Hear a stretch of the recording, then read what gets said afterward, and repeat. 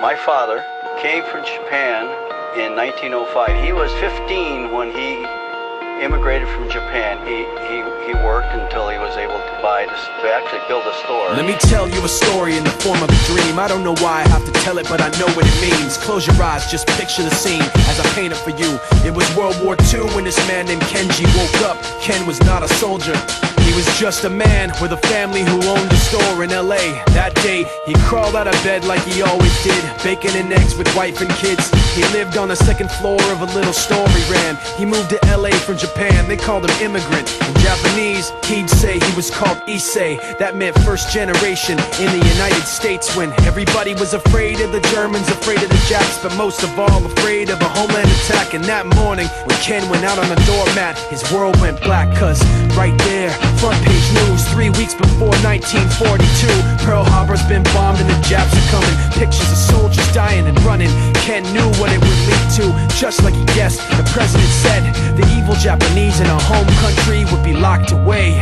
They gave Ken a couple of days to get his whole life packed in 2 bags. Just 2 bags, couldn't even pack his clothes. Some folks didn't even have a suitcase to pack anything in, so 2 trash bags is all they gave them. And when the kids asked, Mom, where are we going? Nobody even knew what to say to them. Ken didn't want to lie, he said the US is looking for spies, so we have to live in a place called Manzanar, where a lot of Japanese people are. Stop it, don't look at the gunmen. You don't want to get the soldiers wondering if you're gonna run or not, cause if you run then you might get shot. Other than that, try not to think about it. Try not to worry about it being so crowded, cause someday we'll get out. Someday, someday.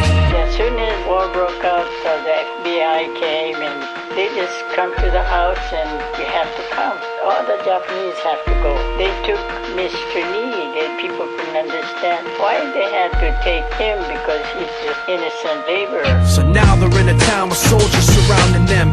Every day, every night, look down at them. From watchtowers up on the wall, Ken couldn't really hate them at all. They were just doing the job and he wasn't gonna make any problems. He had a little garden, vegetables and fruits that he gave to the troops in a basket his wife made. But in the back of his mind, he wanted his family's life saved. Prisoners of war in their own damn country, what for? And time passed in the prison town. He wondered if he'd live it down if and when they were free. The only way out was joining the army, and supposedly some men went out for the army, signed on, and ended up flying to Japan with a bomb. That 15-kiloton blast put an end to the war pretty fast. 2 cities were blown to bits. The end of the war came quick, and Ken got out big hopes of a normal life with his kids and his wife. But then they got back to their home, and what they saw made him feel so alone. These people had trashed every room, smashed in the windows and bashed in the doors, written on the walls and the floor, Japs not welcome anymore. And Kenji dropped both of his bags at his sides and just stood outside. He looked at his wife without words to say. She looked back at him, wiping tears away, and said, someday we'll be okay, someday. Now the names have been changed, but the story's true. My family was locked up back in '42. My family was there where it was dark and damp, and they called it an internment camp. When we first got back from camp, it was pretty bad. I remember my husband said, oh, we're gonna stay till last. Then my husband died before they closed the camp.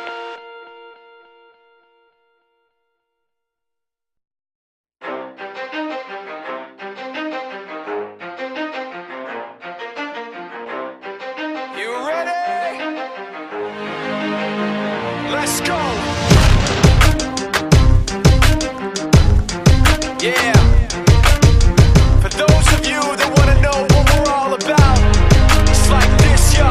This is 10% luck, 20% skill, 15% concentrated power of will, 5% pleasure, 50% pain, and 100% reason to remember the name.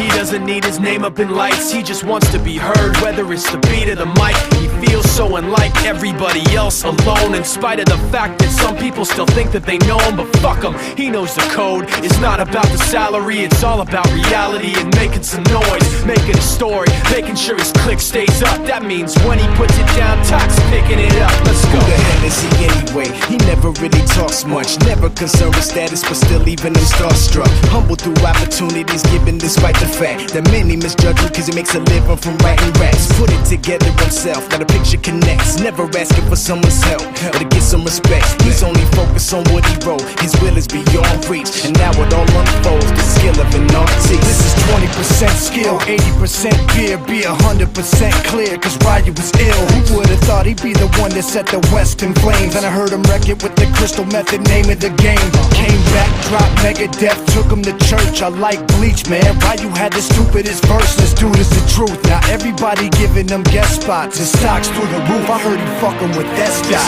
This is 10% luck, 20% skill, 15% concentrated power of will, 5% pleasure, 50% pain, and 100% reason to remember the name. They call him Ryu, he's sick and he's spitting fire. And Mike got him out the dryer, he's hot. Found him in Fort Minor with top, but a fucking nihilist porcupine. He's a prick, he's a cock. The type women wanna be with, and rappers hope he gets shot. 8 years in the making, patiently waiting to blow. Now the record with your notice taking over the globe. He's got a partner in crime, his shit is equally dope. You won't believe the kind of shit that comes out of this kid's throat. He's not your everyday on the block. He knows how to work with what he's got, making his way to the top. He often gets a comment on his name. People keep asking him, was it given that birth or does it stand for an acronym? No, he's living proof. Let him rock in the booth. He'll get you buzzing quicker than a shot of vodka with juice.